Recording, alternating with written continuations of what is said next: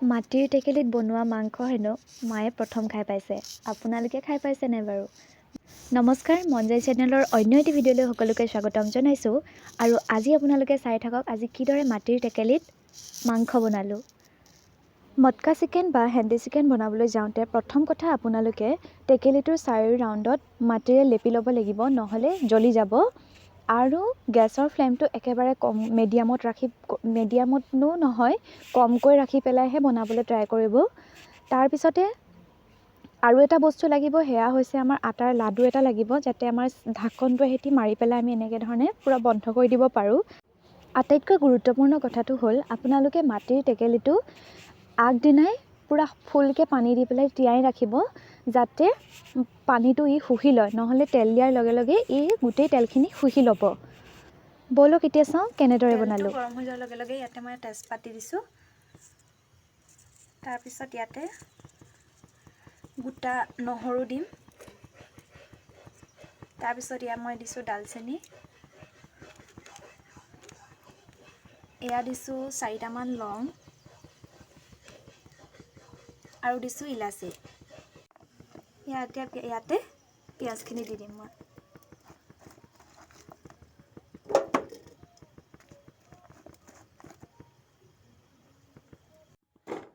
এই ধৰণে গোটেই শুকানকৈ তেলটো গোটেই ছাইডত লাগি যাব পৰাকৈ আপোনালোকে এনেকৈ ধৰি লৰাই দিব গোটেইখিনি। তাৰপিছত আকৌ মই এয়া জেগাত ধুনীয়াকৈ বহাই দিলোঁ। মোক লাগিব পিঁয়াজ, তাৰপিছত পিঁয়াজখিনি অলৰেডি মই দিলোঁ।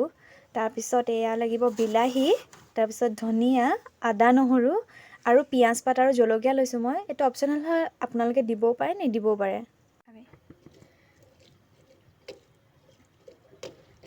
এয়া পিঁয়াজখিনি ইয়াতে মই ধুনীয়াকৈ অকণমান কেনেকৈ লৰাই দিছোঁ চাৰি চাইডত। ধুনীয়াকৈ হৈ আছে। তাৰপিছত ইয়াতে মই এয়া আদা নহৰু পিচাখিনিও দি দিম অকণমান, আৰু এইখিনি মাংসখিনি দিয়াৰ পাছত দিম। কালাৰটো অহালৈকে অকণমান আমি পিঁয়াজখিনি অকণমান লাহেকৈ লৰাই থাকিম। আপোনালোকে হেতা কাঠৰ বা বাঁহৰ এনেকৈ হেৰি ল'লে ভাল। মোৰ ওচৰত যিহেতু নাছিলে, সেইকাৰণে মই এনেকৈ ষ্টীলৰ চামুচ এখনে লৰাইছোঁ। খালি একদম জোৰকৈ একদম তললৈকে লাগি যোৱাকৈ আপোনালোকে নলৰাব, একদম লাহে লাহে লৰাই থাকিলে হ'ল। ধুনীয়াকৈ ইয়াতে বস্তুখিনি সিজি থাকিব। এতিয়া মই ইয়াতে বিলাহীখিনিও দি দিম, এইখিনিও সিজি থাকক লাহে লাহে। ইয়াতে পকা জলকীয়া এটা, তাৰপিছত এই পিঁয়াজ পাতখিনি, এইখিনি আমি এনেকৈ ধুনীয়াকৈ দি দিম ইয়াতে। মই টেকেলিটো সৰুকৈ লোৱাৰ কাৰণে অকণমান মোৰ দিগদাৰ হৈছে, গতিকে আপোনালোকে অকণমান ডাঙৰ ল'ব। মই যিহেতু নাপালোৱেই, ময়ো পটককৈ কৰিম বুলি ভাবিলোঁ, তো সেইকাৰণে সুবিধা কৰিয়ে নল'লোঁ, পটককৈ লৈ আহিলোঁ। এইটোকে পালোঁ, এইটোকে লৈ আহিলোঁ। আৰু যিহেতু আমাৰ মানুহো কম, গতিকে মাংসও আমি কমকৈ ৰান্ধিম, সেইকাৰণে বস্তুটো কমকৈ অনা হ'ল। আপোনালোকে মাংসখিনি সৰহকৈ ল'বলৈ হ'লে আপোনালোকে ডাঙৰ টেকেলিটো ল'ব। ইয়াতে এতিয়া মাংসখিনি আমি কমকৈ দি লৰাই থাকিম। যিহেতু পিঁয়াজখিনি আমাৰ অকণমান হৈ গ'ল ৰঙচুৱামূৰীয়া। প্ৰথমতে মই এয়া কমকৈ লৈছোঁ অলপমান মাংসখিনি অলপ কমকৈ লৈছোঁ, যাতে গোটেই তলৰ পৰা ওপৰলৈ পিঁয়াজ আৰু যিখিনি তেল আদা নহৰু দিছিলোঁ সেইখিনি ধুনীয়াকৈ মিক্স আপ হয়। সেইকাৰণে কমকৈ লৈছোঁ। ইয়াতে দেখিছে আপোনালোকে ধুনীয়াকৈ। আৰু আপোনালোকে গেছৰ যিটো ফ্লেমটো একদম কম কৰি ৰাখিব। বাকী আগৰখিনি লৰাই হৈ যোৱাৰ পিছত এয়া মই পুনৰ যিখিনি মাংস আছে সেইখিনি দি দিম ইয়াতে।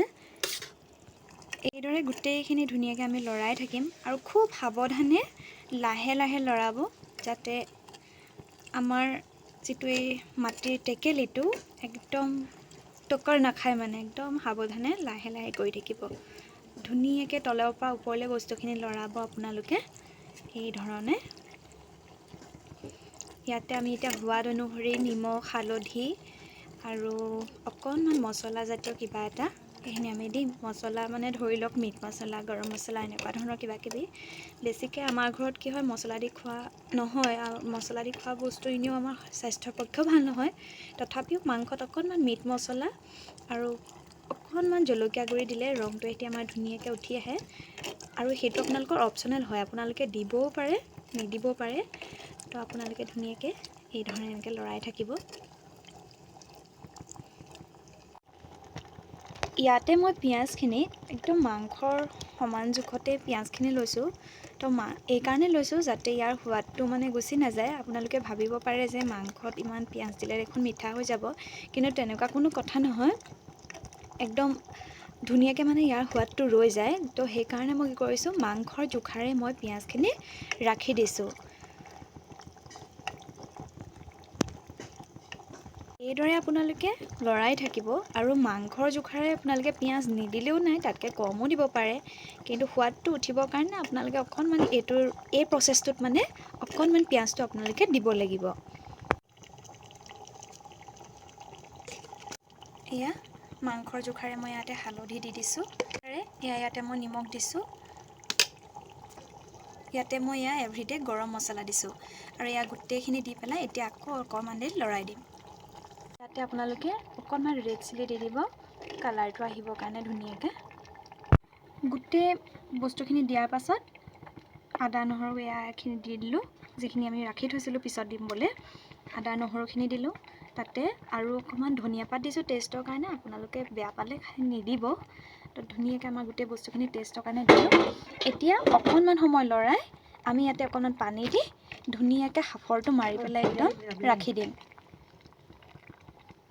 ধুনীয়াকৈ কালাৰটো আহি থকালৈকে এনেকৈ আমি একদম এনেকৈ লৰাই থাকিম। দেখিছে আপোনালোকে কেনেকৈ কৰিছোঁ। মই মাংসটো অকণমান সৰু সৰুকৈ কাটি দিছোঁ যাতে সোনকালে সিজি যায় বস্তুটো। আৰু ডাঙৰ ডাঙৰকৈ ৰাখোঁ বুলি ক'লেও আপোনালোকে ৰাখিব পাৰে, তেনেকুৱা কোনো কথা নাই। তো ধুনীয়াকৈ এইদৰে মই গোটেইখিনি তলৰ পৰা ওপৰলৈকৈ ধুনীয়াকৈ লৰাই থাকিম লাহে লাহে।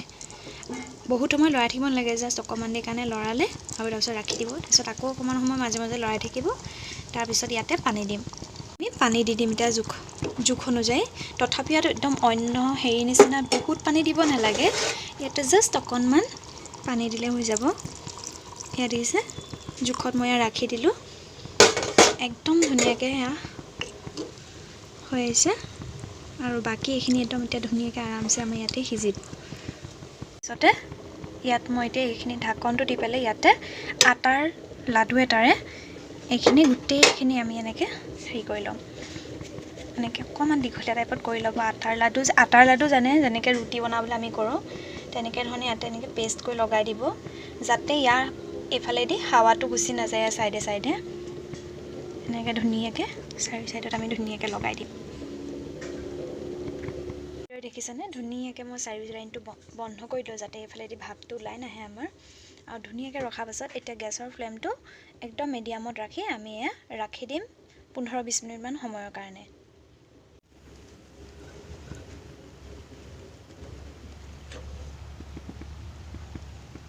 এই ধৰণে আপোনালোকে গোটেইখিনি লৰ খাই যোৱাকৈ আপোনালোকে গোটেইটো এবাৰ এনেকৈ লৰাই দিব মাজে মাজে।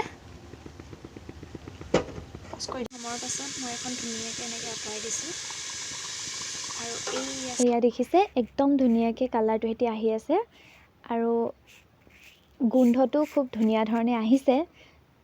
বাকী আপোনালোকে এনেকৈ খাইছে নাই নাজানো, যদি খাই পোৱা নাই তেন্তে এবাৰ খাই চাব। ইয়াৰ টেষ্টটো অতি সুন্দৰ। যদি ভিডিঅ'টো ভাল পাইছে তেন্তে লাইক কৰিব, কমেণ্ট কৰিব, শ্বেয়াৰ কৰিব আৰু ছাবস্ক্ৰাইব কৰিবলৈ নাপাহৰিব।